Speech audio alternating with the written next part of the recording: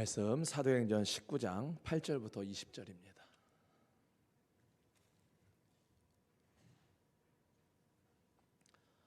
(8절부터) 20절까지의 말씀입니다.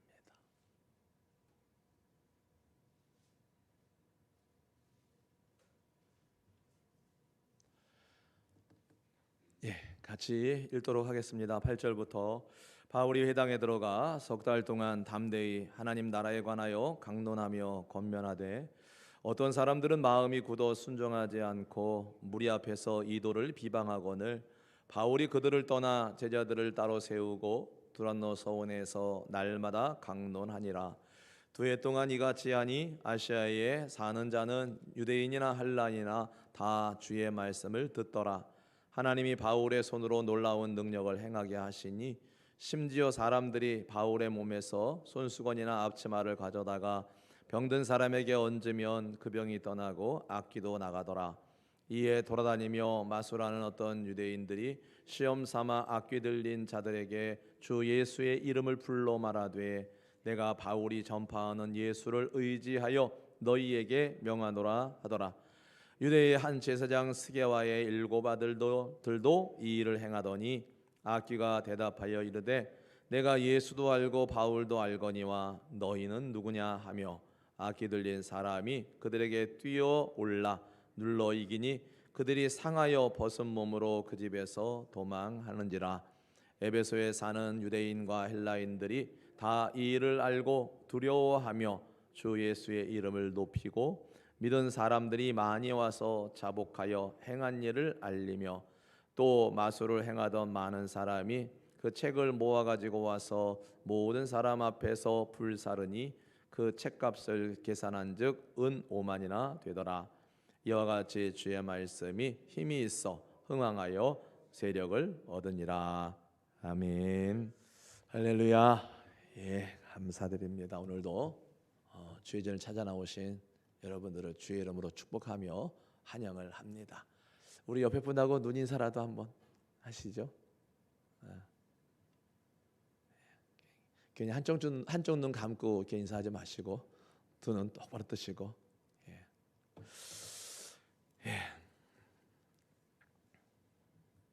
우리 예전에 이런 노래 참 많이 불렀죠. 우리의 소원은 통일, 꿈에도 소원은 통일. 이 노래 참 예전에는 많이 불렀었는데요. 요즘은 그 노래 뭐 거의 안 부르는 것 같아요.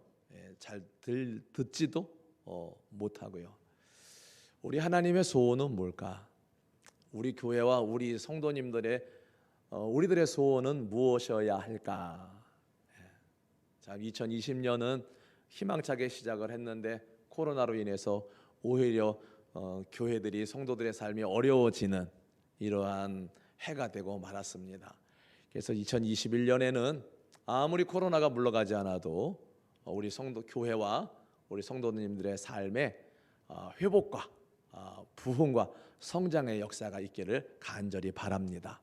그래서 우리 교회도 어려운 가운데지만은 내년에는 반드시 회복돼야 되고 성장해야 되고 그러한 일들을 위해서 함께 기도하면서 기대하면서 나가실 수 있기를 간절히 바랍니다.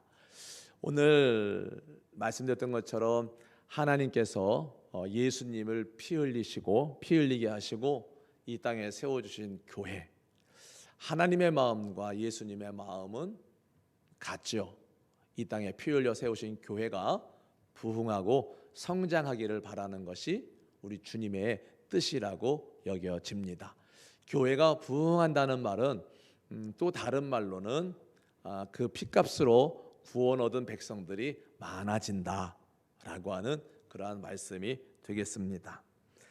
오늘 본문 말씀에 나타난 이 에베소, 말씀을 통해서 놀라운 부흥의 역사가 일어나고 있는데요. 그 에베소에 놀라운 부흥이 일어날 때 그 중심에는 뭐가 있었느냐라고 하면 하나님의 말씀이 있었다라고 하는 것입니다. 하나님의 말씀. 사도 바울이 2년여에 걸쳐서 그 에베소에서 하나님의 말씀을 선포했다라고 하는 거예요. 여러분, 바울의 사역에 있어서 이렇게 2년을 넘도록 머문 곳이 없습니다. 바울은 어느 한 곳의 그 사역자가 아니라 순회 전도자, 모든 곳을 다니면서 복음을 전해야 하는 순회 전도자였어요.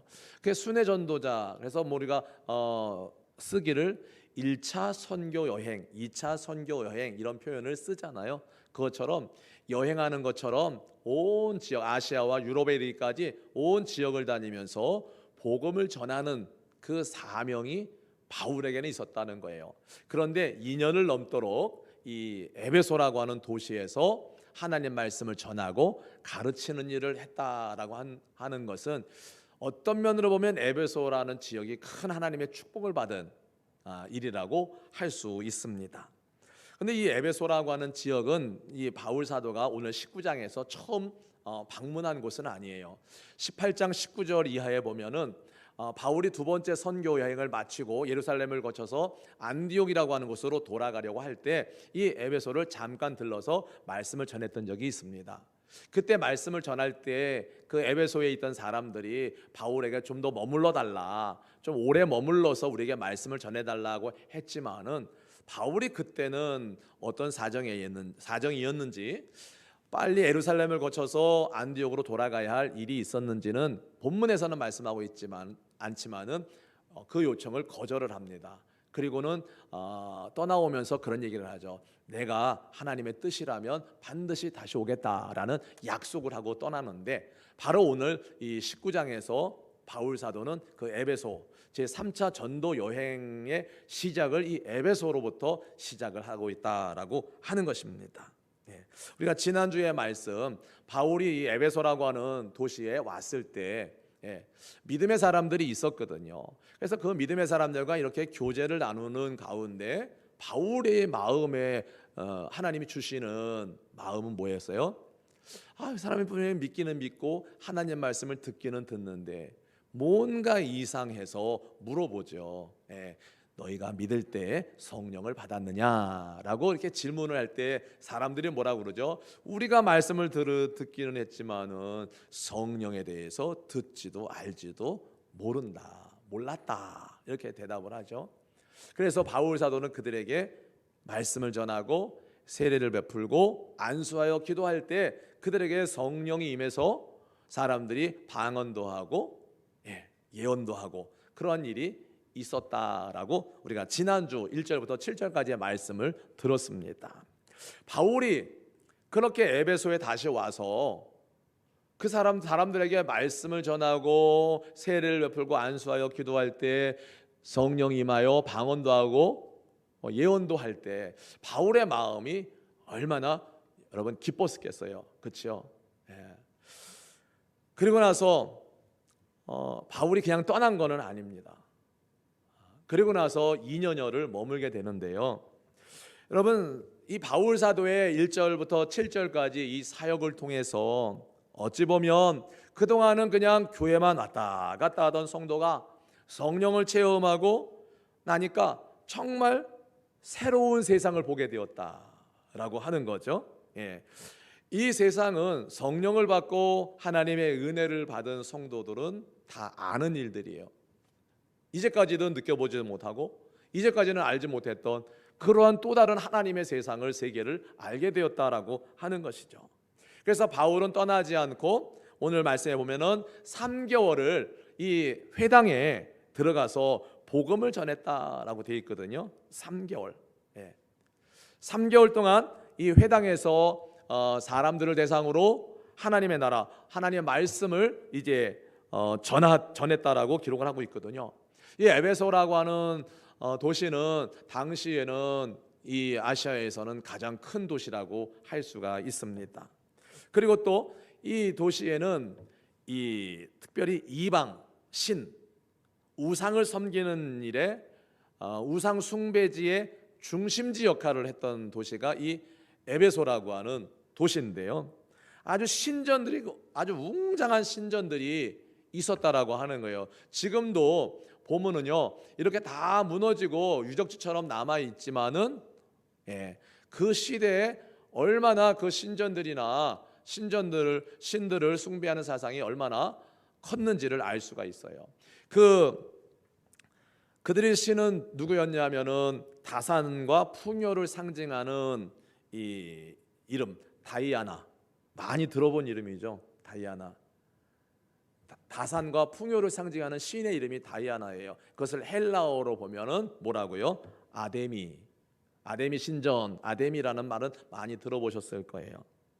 그 여신 숭배의 특징이 뭐냐면 신전이 웅장하다.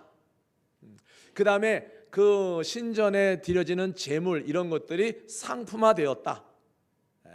그리고 세 번째는 매춘이 합법화되었다. 그래서 이때는 뭐가 있어요? 공창이라는 게 있죠. 합법화된 거예요. 매춘이요.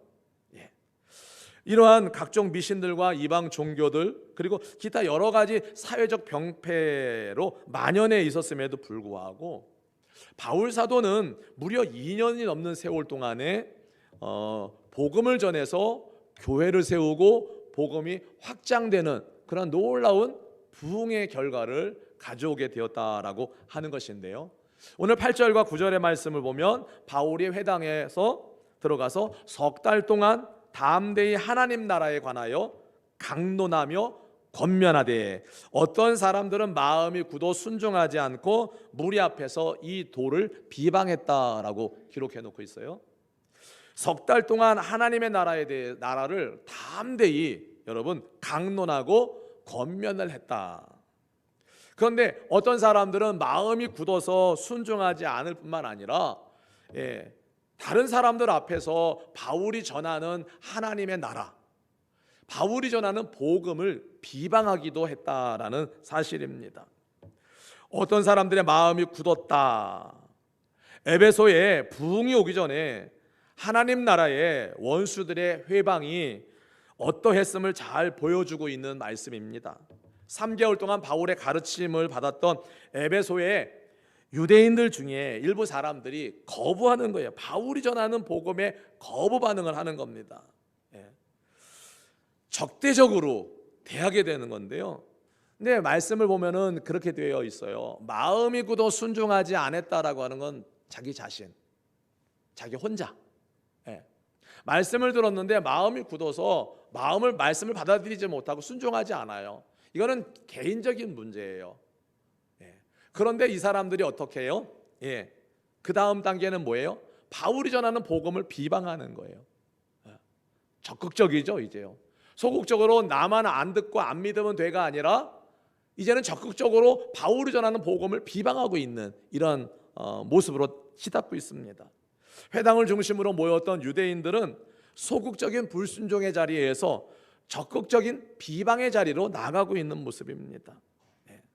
그들은 바울이 전하는 복음을 순종하지 않고 비방을 했지만은 결국 이것은 하나님에 대한 비방이고 성령의 사역을 거스르는 죄가 된다라는 사실입니다.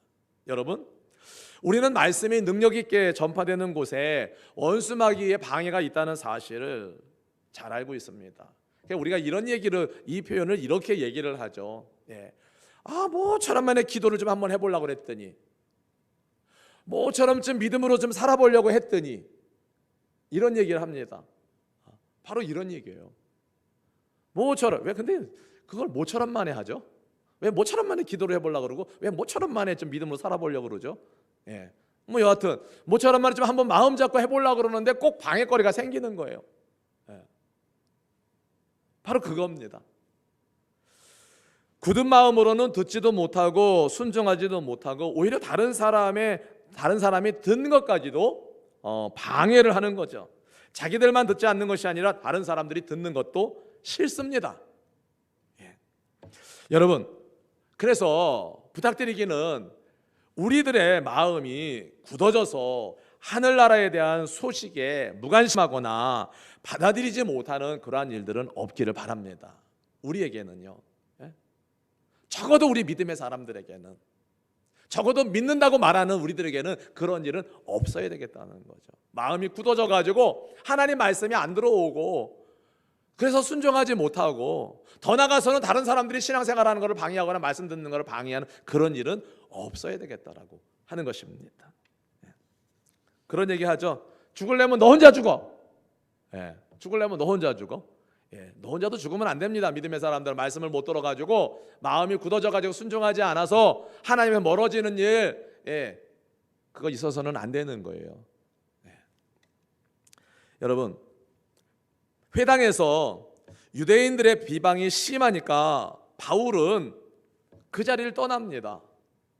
그리고는 말씀을 잘 듣고 순종하는 이 제자들 있잖아요. 이 제자들을 따로 세워서 어디로 갑니까? 두란노라고 하는 곳으로 가요.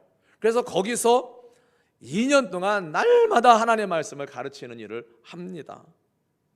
이 두란노 소원이라고 하는 것은 두란노라고 하는, 우리가 읽기 두란노지만은 한 수사학자가 철학을 강연했던 강연장이에요. 그래서 그들이 강연하지 않는 시간대, 그 시간대가 오전 11시부터 오후 4시까지랍니다. 그러니까 11시부터 4시까지 2년 동안 날마다 거기서 하나님의 말씀을 선포했던 거죠. 날마다. 이 보통 일이 아닌 거죠, 그렇죠? 날마다 하루에 4시간, 5시간씩 말씀을 전했다라고 하는 거예요. 9절의 말씀에 보니까 바울이 그들을 떠나 제자들을 따로 세우고 두란노 소원에서 날마다 강론하니라. 제자들이라고 여기서 말하는 제자들은 바울을 통한 하나님의 말씀을 듣고 회개하고 복음을 받아들인 그리스도인들을 말합니다. 많은 유대인들이 순종하지 않고 비방을 했지만 그들 가운데 어떤 이들은 이처럼 복음을 받고 바울을 쫓았던 사람들도 있습니다. 바울은요, 여기서 우리가 또 하나 주목해 봐야 될 부분은 이런 겁니다. 마음이 굳어서 순종하지 아니하고 전하는 복음에 대해서 비방하는 사람들과 싸우려 하지 않아요. 싸우려 하지 않고 어떻게 합니까? 말씀을 잘 듣는 사람, 복음을 듣고 믿는 사람들을 따로 이렇게 구별해 가지고 그 사람들에게 하나님 말씀을 전하고 있는 거예요. 어찌 보면 지금 상황에서 바울이 그들과 싸우는 것은 엄청난 소모전이 될 겁니다. 그 소모전을 하느라고 정말로 말씀을 듣기를 원하고 배우기를 원하는 사람들에게 말씀을 전하지 못하는 일이 생겨나면 안 되기 때문에, 그렇기 때문에 그들과의 싸움은 뒤로 미루고 하지 않고 지금 말씀을 잘 듣는 사람들을 모아서 그들에게 집중적으로 말씀을 가르치고 있는 이러한 모습인 거죠. 사실 저희 교회도 제가 공부하고 가르치는 것을 워낙 좋아해서 뭐 양육반, 뭐 새가족반, 제자반, 사역자반 많이 하는데요. 안 들어오시는 분은 안 들어오세요.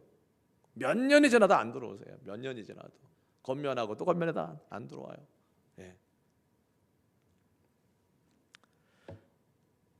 2년 동안 2년 동안.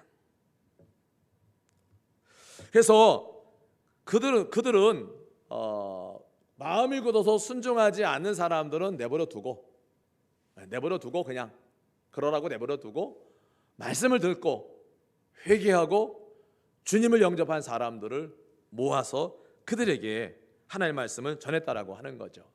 근데 여러분, 성경을 보면요, 사도행전 13장에서 안디옥 교회가 바울과 바나바를 선교사로서 파송할 때 뭐라고 되어 있느냐면요, 이렇게 되어 있습니다. 내가 불러 시키는 일을 위하여 바나바와 바울을 따로 세우라 했어요. 따로 세우라.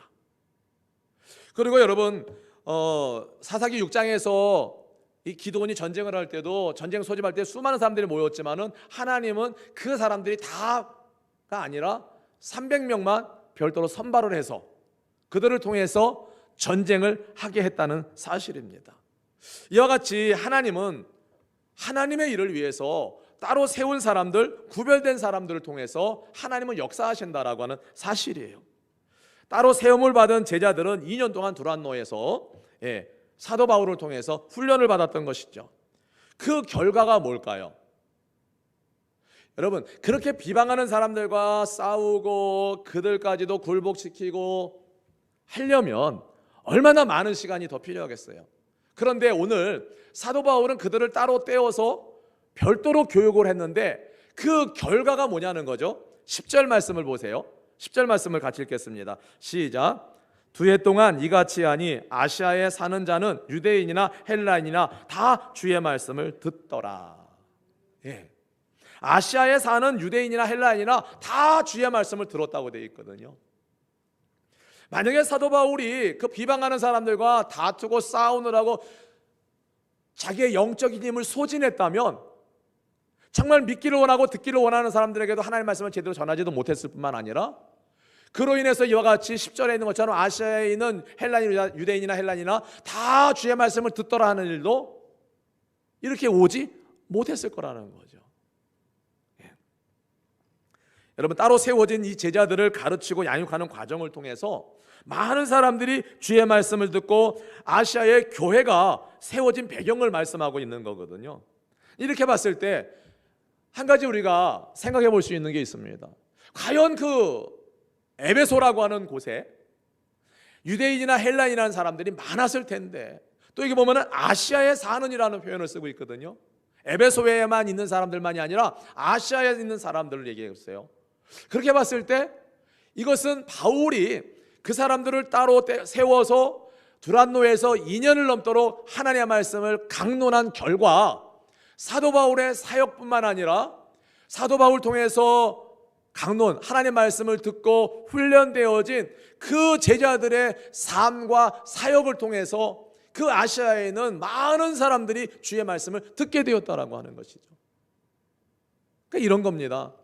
여기 계신 분들은 저를 통해서 하나님의 말씀을 듣지만은 여러분들이 나가서 살아가는 삶의 현장에, 현재 삶의 자리에서 여러분들이 들은 말씀으로 믿음으로 살아갈 때 밀라기 2주뿐만 아니라 의정부에 사는 많은 사람들이 하나님의 말씀, 주의 말씀을 듣게 될 거라는 그런 말씀이에요. 여러분, 교회는 목사 혼자 사역하는 것이 아니에요. 함께. 하나님은 저와 여러분을 따로 세우셨어요. 이렇게 따로 세우셨기 때문에 우리는 하나님의 말씀을 듣고 우리를 통해서, 여기서 본문에서는 아시아야라고 했지만은 우리는 밀라기지와 의정부에 우리가 머무는 그 자리에서 많은 사람들이 주의 말씀을 듣도록 해야 한다는 그런 뜻입니다. 그것이 하나님이 저와 여러분들을 부르신 이유입니다. 저와 여러분들이 지금도 살아있는 이유고, 저와 여러분들이 지금 이 자리에서 예배드리는 이유이기도 합니다. 아까 그런 얘기를 9시 예배 때도 드렸는데요, 이런 거죠. 제가 사장입니다. 제가 어느 회사에 사장이에요. 그래서 여러분들을 직원으로 뽑았어요. 여러분 제가 사장 입장에서 여러분들을 직원으로 뽑은 것으로 만족할까요? 그걸로 만족할까요? 여러분들이 사장이라면 직원을 2명이든 3명이든 뽑아놓은 걸로 만족을 하실까요? 아닐 겁니다. 그 직원들이 열심히 일을 하고 나가서 열심히 영업을 하고 해가지고 실적을 올리고, 그래서 회사가 더 커지고 이러기를 바라서 직원들을 뽑은 거고요. 그 다음에 직원들이 그렇게 일을 할 때 회사 사장 입장에서는 뭘 줍니까? 성과급을 주고요. 그리고 직책도 올려주고요. 그렇죠? 직원에서 대리로, 과장으로, 부장으로 올려주기도 하고요. 여러분, 하나님께서 저와 여러분들을 하나님의 나라의 사람으로, 하나님의 사람으로 구원하신 이유가 그것과 그렇게 다르지 않습니다. 그냥 하나님 나라에 구원받은 백성으로 삼은 것을 하나님 만족해 하실까요? 그렇지 않아요. 우리가 이 땅에 살면서 성과를 올리기를 원하세요. 성과, 영혼 구원의 성과, 교회 부흥의 성과. 그러면 우리는 하나님으로부터 뭘 받습니까? 상을 받는 거죠. 하나님은 그러기를 원하시는 거예요. 지금 바울이 사람들을 따로 세워서 2년이라는 시간 동안에 집중적으로 훈련시켜서 그 결과가 뭡니까? 바울이 쫓아다니면서 다 복음을 전하는 건 아닐지라도 그들을 통해서 아시아에 있는 모든 헬라인과 유대인들이 주의 말씀을 듣게 되었다라고 하는 것이죠. 바로 하나님이 우리를 이 땅에 예수 믿어 구원 얻게 하시고 이 땅에 저나 여러분이 아직도 살아있는 이유는 단 한 가지입니다. 성과를 올려라. 성과를 올려라. 무슨 성과요? 복음을 전하는 성과를 올려라. 영혼 구원의 성과를 올려라. 이것이 하나님 우리를 예수 믿어 구원 얻게 하시고 지금도 살아 이 땅에서 숨쉬고 있도록 만드신 이유입니다. 가끔 여러분 뉴스에 뜨잖아요. 횡령, 배임죄, 그렇죠? 이게 자기 마음대로 썼기 때문에 그런 거잖아요. 회사 공금을 자기 마음대로 썼기 때문에 걸리는 죄잖아요. 우리가 하나님 나라에, 하나님 나라라는 회사의 직원들이에요. 우리가 내게 맡겨준 것을 내 마음대로 쓰면 영적 횡령과 배임죄에 걸리는 거예요. 우리가 이런 죄를 지면은 안 되는 거죠.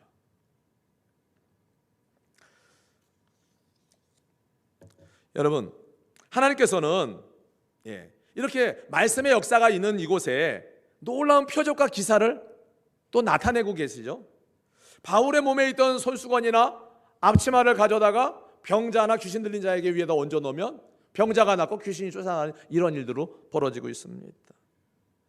우리는 자칫 신앙생활하면서 이와 같이 나타나는 현상에 우리의 마음과 시선을 빼앗길 수도 있거든요.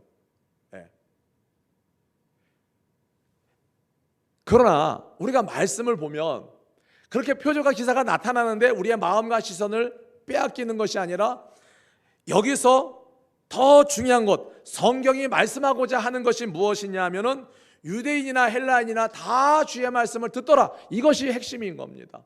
표적과 기사가 나타나는 것이 핵심이 아니라 다 주의 말씀을 듣더라. 이게 핵심인 거예요.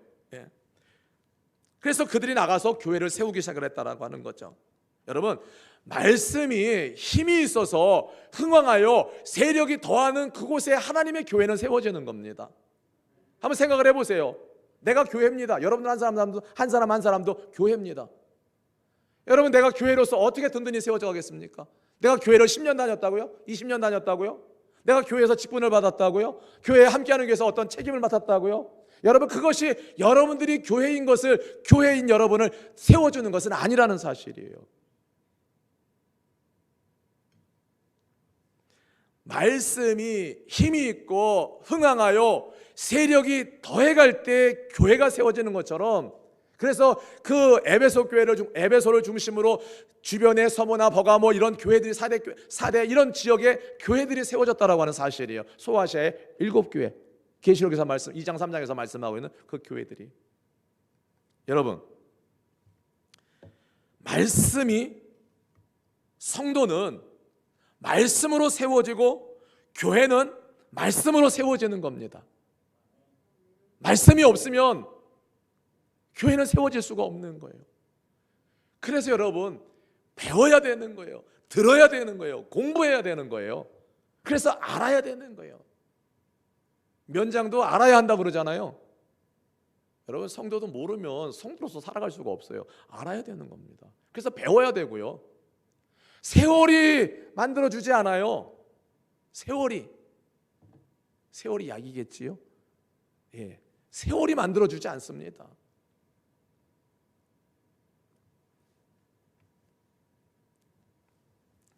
그래서 우리도, 저와 여러분도 말씀의 능력을 힘입어서 한 사람 한 사람의 교회로서 저와 여러분도 바로 세워지자는 겁니다.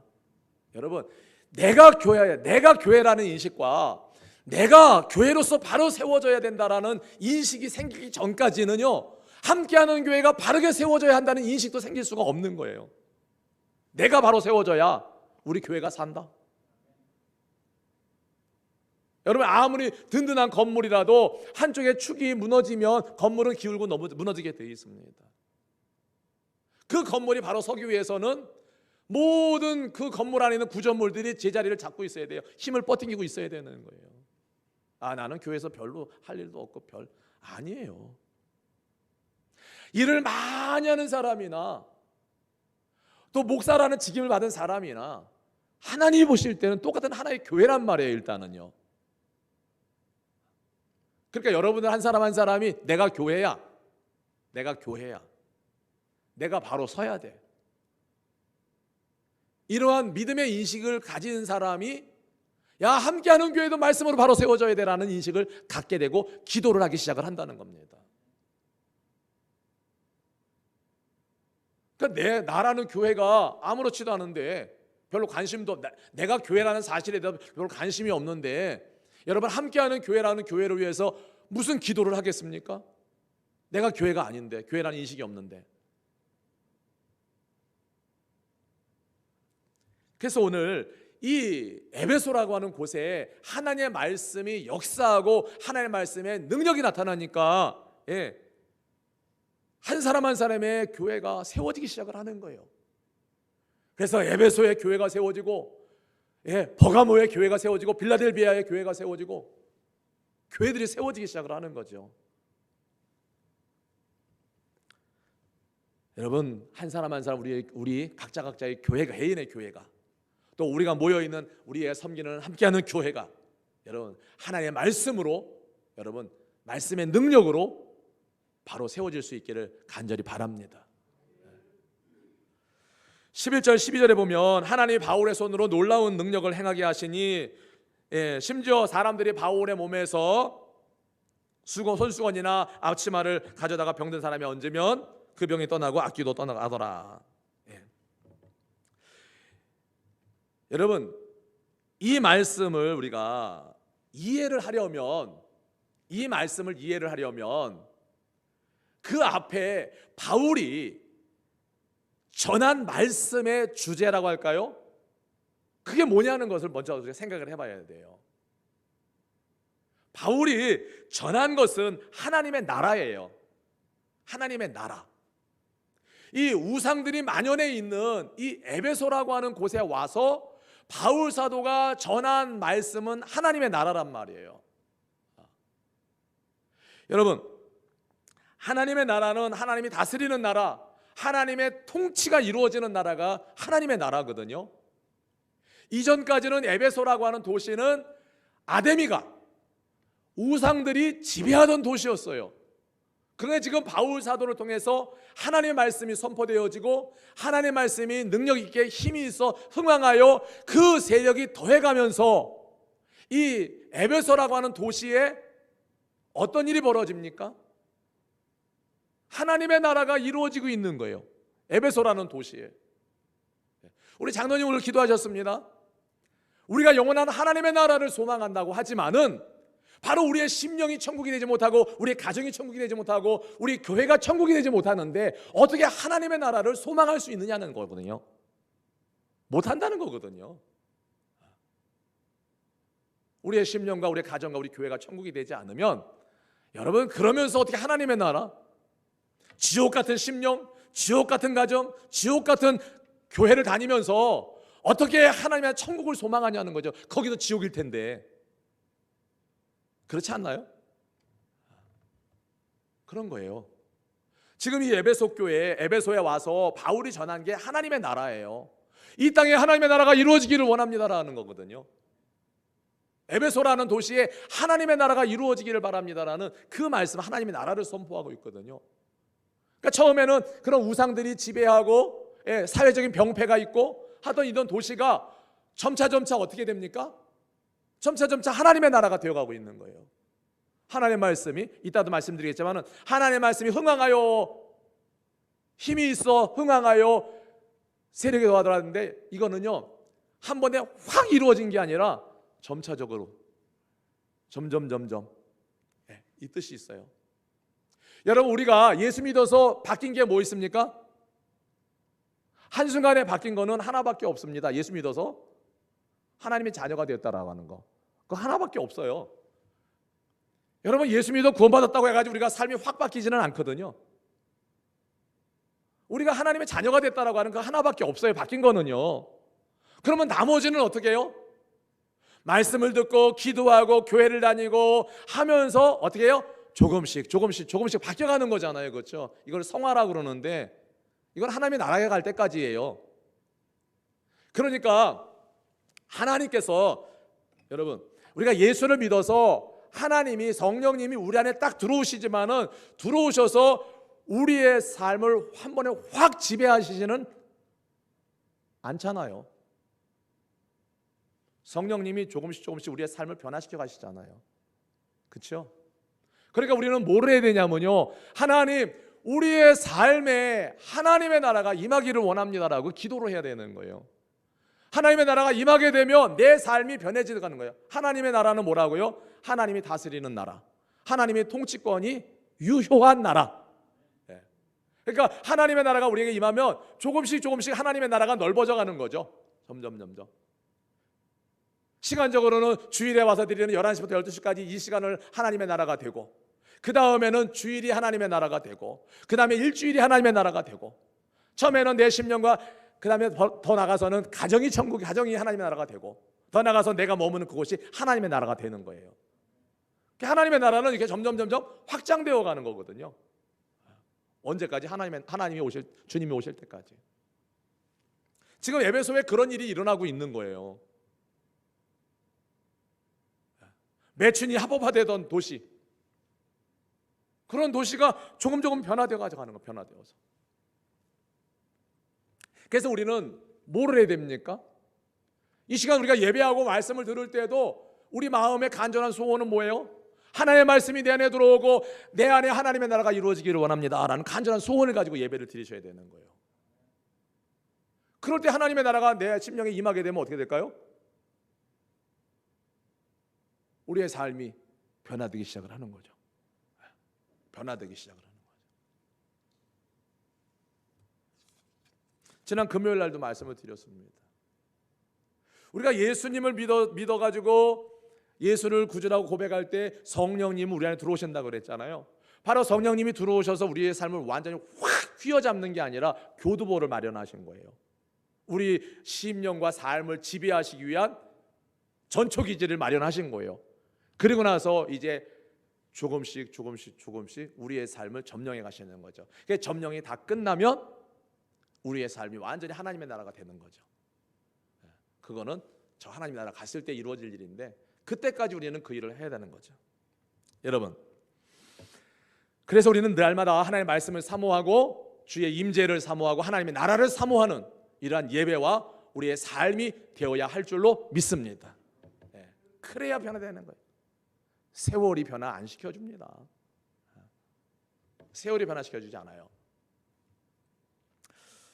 근데 이렇게 놀라운 능력이 사도 바울에게 있던 수건이나 손수건이나 앞치마를 가져다가 얹어도 병자가 나고 귀신이 쫓아나는 이러한 정말로 이러한 능력이 나타나니까 어떤 일이 벌어져요? 웃지 못할 희한한 일이 또 벌어지고 있어요. 어떤 일이냐면요, 13절 이하에 보면 유대인 마술사들이 있습니다. 그 마술사들이 그거를 보고 흉내를 내는 거죠. 어떻게 해요? 13절을 읽어볼까요? 시작. 이에 돌아다니며 마술하는 어떤 유대인들이 말하되 내가 바울이 전파하는 예수를 의지하여 너희에게 명하노라 하더라. 이 어떤 유대인 마술사들도 그러는 거예요. 예수의 이름으로 명하노니 하는 거예요. 예수 이름으로 명하노니. 그 모습을 지켜보고 있던 당시 그 지역 제사장의 7아들인 스게와의 7아들이 우리 아버지도 제사장이야 하면서 나가가지고 자기들도 한번 해보는 거예요. 우리 아버지가 제사장이라는 거죠. 그래서 나가서 자기들도 한번 해보는 거죠. 예수의 이름으로.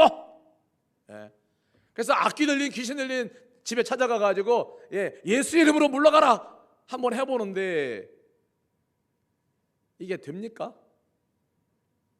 말씀이 뭐라고 그랬습니까? 15절 16절을 읽어볼까요? 시작. 악귀가 대답하여 이르되 내가 예수도 알고 바울도 알거니와 너희는 누구냐 하며 악귀 들린 사람이 그들에게 뛰어올라 눌러 이기니 그들이 상하여 벗은 몸으로 그 집에서 도망하니라. 여러분, 예수의 이름으로 명하노니 귀신아 물러가라 하면은 누가 물러가야 됩니까? 귀신이 물러가야 되죠. 근데 오늘 본문에서 누가 물러가면 도망갑니까? 그렇게 명령했던 제사장 스게와의 7아들이 도망가고 있는 거예요. 벗은 몸으로. 여러분, 명품과 짝퉁은 언제 결정된다고? 언제 그 모습을 드러낸다고요? 우스갯소리를 얘기했잖아요. 이렇게 다 명품 가방이라고 들고 다니는데 비가 와요. 그러면 비가 올 때 그 가방을 품에 안는 사람은 그 가방은 명품이라고 그러고, 머리에 비 안 맞으려고 머리에 이면 그건 짝퉁이라고 그러잖아요. 비가 오면 딱 결정이 나는 거죠. 근데 우리 처제는 보니까 좋은 가방도 비가 오니까 이러더라고요. 가방보다는 자기의 몸이 중요하다는 거죠. 아무리 가방이 있어도. 여러분, 우리는 여기서 악귀 들린 사람이 하는 이야기를 잘 들어야 됩니다. 내가 예수도 알고 바울도 아는데 너는 누구냐? 라고 물어. 너는 누구냐? 여러분, 짝퉁 신자는 귀신에게도 조롱을 받아요. 이렇게 짝퉁은요 세상으로부터도 조롱을 받는다니까요. 너 교회 다닌다며? 예, 조롱이거든요. 그 사람이 좋은 뜻으로 얘기하겠어요? 너 교회 다닌다며? 이게 좋은 뜻이겠어요? 조롱 쪽이겠어요? 조롱이겠죠. 여러분, 지금 우리 교회가 이런 상황에 놓여 있습니다. 이 땅에 있는 교회들이, 그리고 교회가 영적인 능력이 없으면서 겉으로 드러난 모습, 우리 교회야, 나 성도야, 나 예수님 믿어라고 하는 이런 모습만을 가지고 있지는 않는가? 우리가 많은 사람들이 입으로는 예수를 믿는다고는 하지만은 말씀에 있는 것처럼 경건의 모양은 있지만은 경건의 능력이 없는 이러한 모습 살아가고 있지 않는가? 우리 돌아봐야 될 때입니다. 지금이요. 정말 우리가 짝퉁으로 살아가고 있지는 않는가? 내 신앙 짝퉁 아닌가?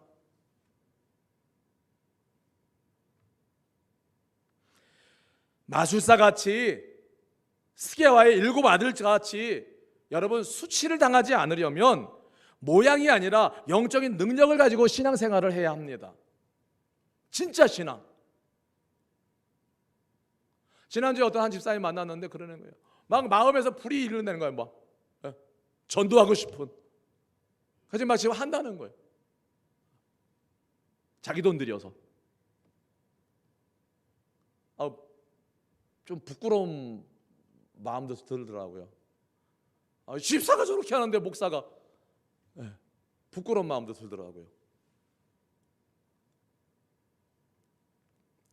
여러분, 코로나19와 같은 이 어려운 시기에 목사로서 바라는 것은 2가지입니다. 우리 성도들에게 바라는 건 2가지입니다. 모든 상황들이, 지금 현재 우리의 상황들이 하나님을 향하기에는 참 어렵지만 이제 더욱더 하나님을 간절히 사모하는 믿음 갖기를, 믿음 갖기를. 그런 얘기도 있잖아요. 그 무슨 부부죠? 아내는 애들 데리고 미국 가 있고 남편은 기러기 있어요. 처음에는 막 그러다가 1년이 지나고 2년이 지나면 어떻게 됩니까? 만나면 할 얘기 되게 많을 것 같은데 할 얘기 없대요. 몇 년 만에 떠나 있던 아내가 자식이 돌아오면은 할 얘기가 되게 많을 것 같았는데 만나면 할 얘기가 없대요. 왜요? 그동안 뭐가 없었어요? 관계가 없었던 거예요. 여러분, 자주 만나는 사람일수록 할 얘기가 많은 거예요. 그래서 우리 여러분 바라기는 코로나라고 하는 것이 우리를 하나님께로 나가는 것을 방해하고 어렵지만은 그럼에도 더 하나님을 간절히 사모하는 믿음들이 있기를 바라는 거, 그게 하나고요. 또 하나는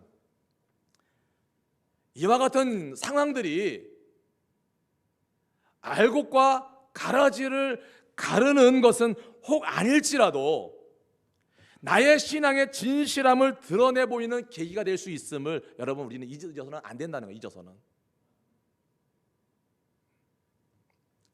하나님께서는 이 시대의 진정한 헌신자, 예배자, 진정으로 하나님을 사랑하며 하나님 나라를 소망하는 사람들을 찾고 계시다는 사실입니다. 그리고 그들을 따로 세우셔서 하나님 나라를 위하여 축복하시고 헌신하게 하실 겁니다. 그리고 그들을 통해서 영광을 받으실 거예요. 하나님께서 바울을 통해서 이런 표적을 행하신 이유, 목적이 뭘까? 17절입니다. 읽겠습니다. 시작. 에베소에 사는 유대인과 헬라인들이 다 이 일을 알고 두려워하며 주 예수의 이름을 높이고. 결국은 뭡니까? 주의 예수의 이름을 높이는 거예요. 하나님이 영광을 받으시는 거예요. 인간의 제일 된 본분이 뭐예요? 하나님을 영화롭게 하는 거, 하나님께 영광을 올려드리는 거. 특별히 우리 예수 믿어 구원받은 사람들이 해야 될 일은 뭐예요? 바울 사도처럼 내가 자랑할 것은 십자가밖에 없다. 이것이 우리들이 해야 될 일. 다시 한번 세상 얘기를 해볼까요? 제가 회사를 차려가 여러분들을 직원으로 뽑았는데, 그래서 월급을 주고 막 일을 시키는데 뭐예요? 어떤 한 사람이 회사 기밀을 빼가지고 딴 데다 팔아먹는 거예요. 개발 잔뜩 해가지고 돈 들여가지고 개발해놔면 비밀이 새나가고, 잔뜩 해놔면 또 비밀이 새나가고. 여러분 어떻게 해야 될까요? 뭐 그 사람 자르지 이런 건 문제가 아니고, 그거는 안 되는 거잖아요. 그러니까 우리가 하나님의 사람이 됐으면 하나님의 구원을 취소되거나 우리를 자른다는 그런 의미가 아니라, 하나님의 나라를 위해서, 하나님의 영광을 위해서 마땅히 우리가 살아가야 되는 거잖아요. 마땅히. 여러분, 마땅히라는 말이요, 우리가 쉽게 쓰지만 참 어려운 일이거든요. 마땅히.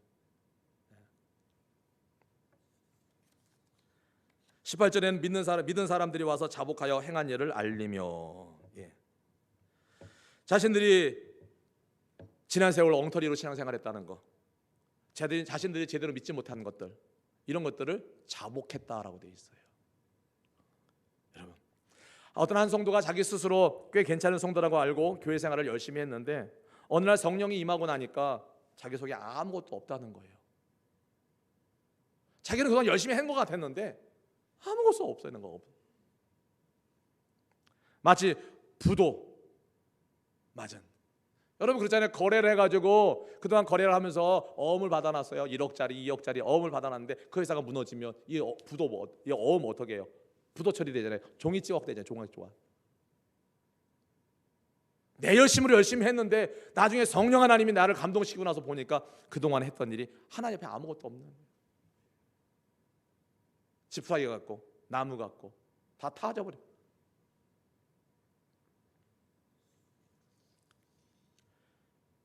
그래서 통회하고 자복을 합니다. 이게 뭔 줄 아세요? 심령이 가난한 자예요. 심령이 가난해야 회개도 하고 하나님을 찾아 나오는 거예요. 애기들 간식 먹여놓으면 밥 안 먹잖아요. 그렇죠? 우리의 심령이 가난해야 하나님의 앞에 찾아 나와서 사모함으로 말씀도 듣고 자신이 뭘 잘못했는지 깨닫고 회개도 하고 하는데, 심령이 가난하지 않으면 말씀도 안 들어오고 회개할 일도 없고 그렇다는 거죠. 19절에 마술을 행하던 많은 사람이 그 책을 모아가지고 와서 태워버리는데요. 불질러버리는데요. 은 5만이래요. 여러분, 은 5만이면요 5만 명에게 주어지는 하루 일당이에요. 여러분 목수 25만 원 받는데요. 목수들. 그러면 25만 곱하기 5만 하면 얼마 될까요? 여러분, 우리가 5만 일 동안 일해야 벌을 수 있는 돈이에요. 5만 일 동안 100년을 살아도 36,500일밖에 안 돼요. 그럼 한 140, 50년을 살아야 되는 거거든요. 나이 들어서 못하고 애기 때문에 못하고 한 200년은 살아야 중간에 한 150년 일해가지고 벌 수 있는 돈이에요. 엄청난 하나님의 말씀이 임하고 그 에베소라는 도시에 하나님의 말씀이 흥황하여 세력이 더해가면서 하나님의 나라가 임하니까 그동안 쓸데없던 것들이 다 태워짐을 당하는 거죠. 마술사가 뜻이 뭐냐면 쓸데없는 일. 사도 바울이 루스드라에서, 앞에 가면 루스드라에서 복음을 전합니다. 그러다가 안진뱅이를 고치는 일이 있었어요. 그때 루스드라 사람들이 어떻게 합니까? 바나바 보고는 제우스, 바울 보고는 헤르메스, 신이라고, 신이 인간이 돼서 왔다고 막 그러는 거예요. 그리고 제사를 지내려고 그러는 거예요. 그때 바울이 얘기를 하죠. 내가 바로 이런 일 때문에 너희한테 복음을 전하는 거야. 바로 이런 헛된 일을 하지 못하도록 복음을 전하는 거야. 이랬거든요. 바로 오늘도요. 은 5만 장에 해당하는 책이에요. 저 서재에도 책이 거의 1000권 가까이 있는데 그거 다 모아봐야 얼마 안 돼요. 한 권에 10,000원씩 해서 1,000만 원밖에 안 돼요. 여러분, 은 5만이면요 아마 이 교회 본당 안에 책을 가득 채워도 5만이 안 될 거예요. 뭡니까? 가치가 바뀌는 거예요. 하나님의 나라로 가치가 바뀌는 거예요. 말씀으로 가치가 바뀌어버리는 거예요. 그러니까 그동안 그런 것들이 다 헛된 일이 되고 쓸데없는 일이 돼버리는 거예요. 우리 그런 얘기 쓸데없는 짓 하지 마. 네, 쓸데없는 짓 하지 마. 한번 우리를 돌아보시죠. 내가 신앙생활을 하고 믿음을 지키는데 쓸데없는 일들이 뭐가 있는가? 얼마나 많은가? 은 5만이라도 여러분 태워버려야 됩니다. 그게 왜요? 내 안에 하나님의 나라가 온전히 임하려면 은 5만이라도 태워버려야 돼요. 그래야 하나님의 나라가 임하는 거죠. 말씀드리죠. 하나님의 나라는 뭐라고요? 하나님이 다스리는 나라, 하나님의 통치가 유효한 나라. 그러니까 우리의 심령이 하나님의 나라가 되려면 내 심령과 삶을 하나님이 통치하실 수 있어야 되는 거죠. 결론 20절입니다. 읽고 마치겠습니다. 20절 시작. 이와 같이 주의 말씀이 힘이 있어 흥왕하여 세력을 얻으니라. 이런 일이 있기까지 바울 사도는 그 어려운 핍박, 비방, 2년이라는 세월을 견디면서 복음을 전했다라고 하는 거예요. 그런 비방 속에서 성도들이 예수님을 믿고 주의 뜻대로 살았다는 거죠. 그럴 때 주의 말씀이 힘이 있어. 여러분, 주의 말씀이 얼마나 힘이 있습니까? 여러분들에게 주의 말씀이 얼마나 영향력이 있습니까? 나에게?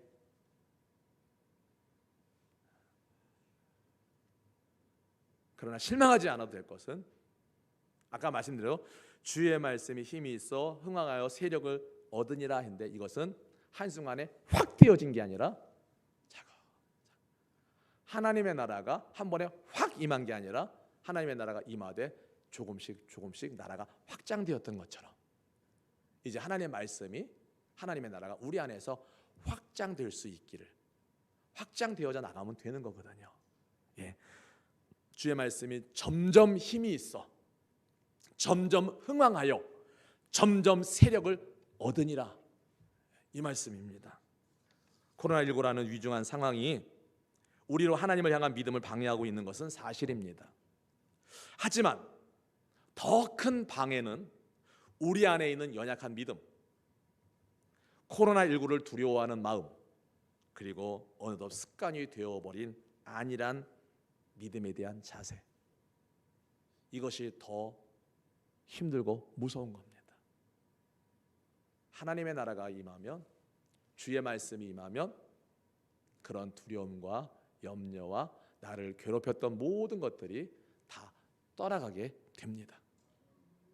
그래서 하나하나 우리 인터넷 보면 그런 게 있습니다. 어떤 걸 다운받을 때 뭐 결제하시겠습니까? 네. 다시요. 동의를 눌러주세요. 그러면은 하나하나 동의하는 경우도 있고 전체 동의도 있죠. 전체 동의를 누르면 쫘라락 표시가 돼요. 근데 하나하나 하려면 다 일일이 눌러야 돼요. 예. 무슨 얘기입니까? 하나님의 나라는 하나하나 임하는 거예요. 한 번에 쫙 전체가 다 되는 게 아니에요. 그래서 오늘도 제가 간절히 말씀을 통해서 우리 성도님들에게 부탁드리는 것은 하나님의 말씀을 사모하자. 하나님의 나라가 임함을 사모하자. 그래서 점차 내 삶을 하나님의 말씀이 하나님의 나라가 지배하고 확장되도록 하자. 이 일에 간절함과 사모함을 갖자. 이것이 오늘 드리는 말씀입니다. 기도하겠습니다. 하나님 아버지, 이와 같이 주의 말씀이 힘이 있어 흥왕하여 그 세력을 더했다고 했습니다.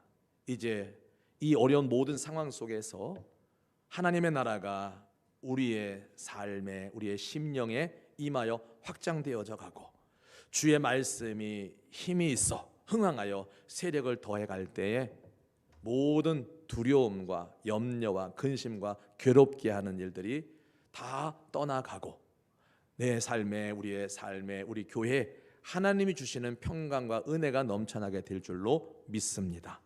이 믿음으로 날마다 하나님께로 더 가까이 나가는 우리 모든 성도들의 삶이 되도록, 믿음이 되도록 붙들어 주옵소서. 예수님의 이름으로 기도드립니다. 아멘.